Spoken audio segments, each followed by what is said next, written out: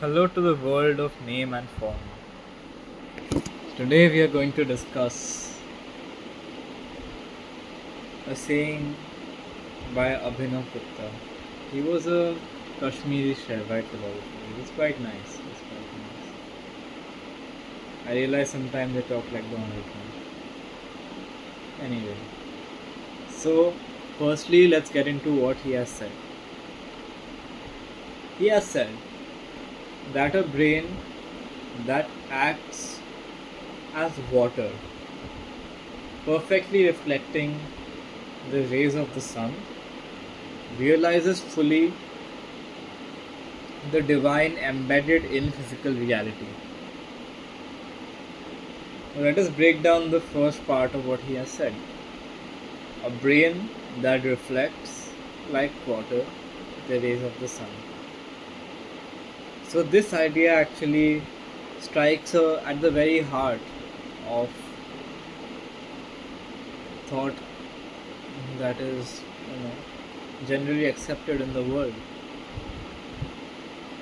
So see what he's saying. A brain is reflecting. A brain is reflecting. I'm sure he's talking about thoughts, but he's saying that the brain is reflecting. It is a reflection. So we need to understand that how that is so wildly different from our regular conception of the world, because our regular conception of the world says that thoughts are generated within us and by us only. It is generated within us, that's true, but it says that it is generated by us only and experienced by us, of course. But the important falsity is that it is generated by us all the time. Okay, let me correct myself a little bit more. Let me dive into this thing of thoughts generated by us or not generated by us. At all times, we have a conscious field of awareness.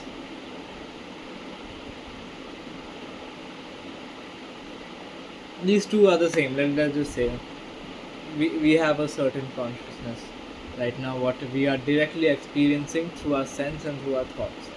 It is a current experience. And as per thoughts, you would see, if you actually pay attention to a thought, you will see that they are bouncing. They are coming from somewhere else. You will see the unconscious nature of them, which is the key element, and that has to be observed. And then when you analyze further this unconscious element of how they push thoughts into the conscious plane, the system of how that happens, that is when you understand the ego.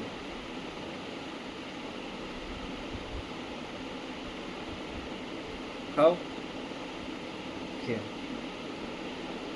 I think I have deviated so much from what we initially started, but let me just say this one more thing.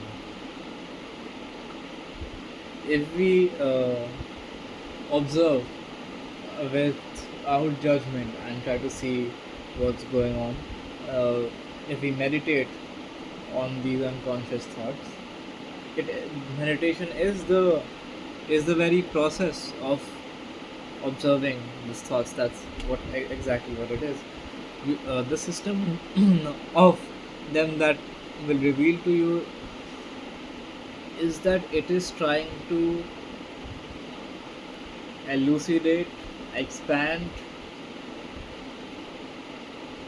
add more wood to a fire of an aspect of yours, but this is a fake fire.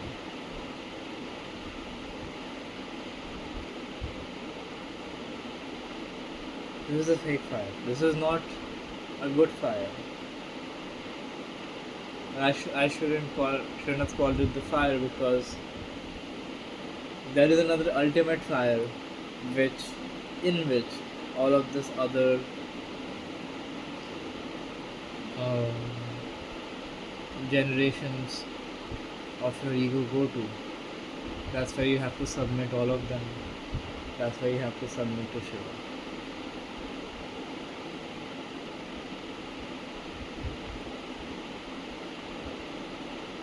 Because he is the fire between our eyes. That's quite simple, isn't it? Okay then, let's try to get back into actually exploring Abhinav Gupta and not what I have to say, just by attaching a tangent to what he said. So he said that your brain reflects as water the rays of the sun, which makes you realize the divinity embedded in physical reality. So now that we have established that there is some other source of this experience, that as in like your brain is the interpreter in this scenario. It is not the generator, it is the interpreter of a lot of unconscious or conscious inputs of physical reality. What is the source then? The source are simply the rays of the sun.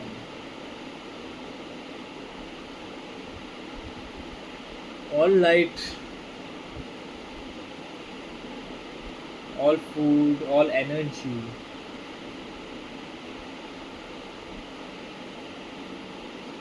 where does that come from? How can we see any of this? Where does that power come from? My body, it is made out of food. What starts the food system?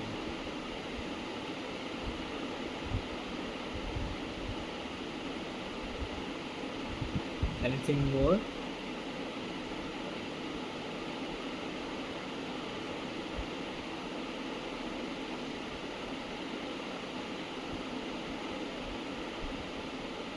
There can't be anything more. This is what it is. The sun is consciousness in itself. It is the source of consciousness.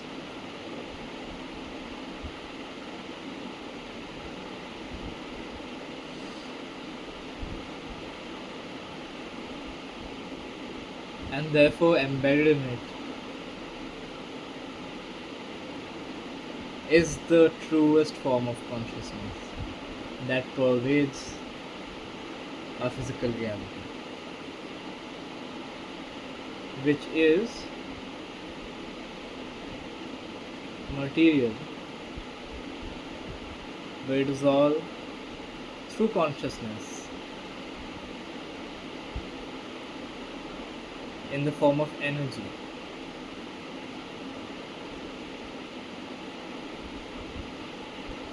The material world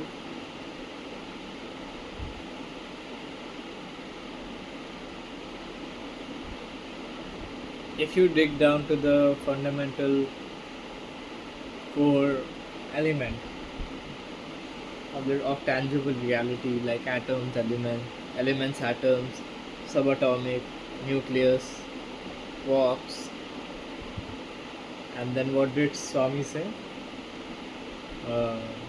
Strings. Yeah, like string theory. I don't know if it's a, yeah, it is. It is a quantum theory. Quantum particles, quarks.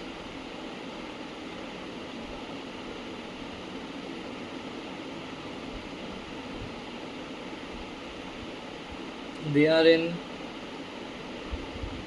They firstly exist in a wave form.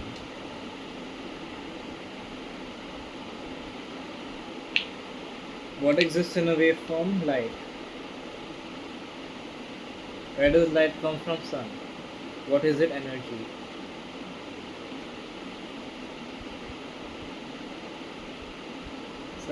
I heard someone once said energy is consciousness in motion.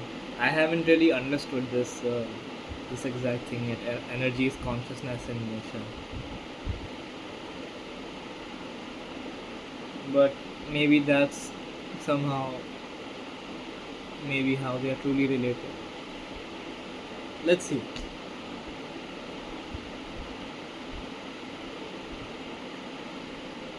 Moving on, let us come back. So it has this idea of perfect reflection of the sun's rays. You're comparing your mind kind of to water. It is clear, it is receptive. These are two fundamental features. What it needs to be rid of is images of itself. Firstly, images can be sourced by tendencies, even only in thought. It doesn't even have to be manifested in action. And truly, the problem is that we think much more than we act nowadays, which is something I just heard this one random YouTuber say, and it's so true. He said that thought and action should be balanced. We are thinking disproportionately more than we are acting, which is an issue. But this leads back to the idea of receptiveness. This receptiveness can come from a lot of paths. It can come from knowledge. It can come from uh, love and surrender. And this is Jnana Yoga and Bhakti Yoga. This very idea of receptiveness with the universe is what yoga is. Union yoga. Yeah.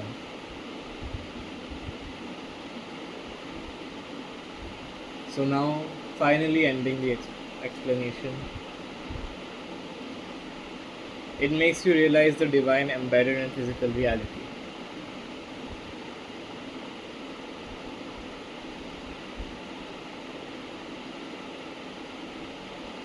Now, at this point, it becomes obvious. You are manifesting the divine.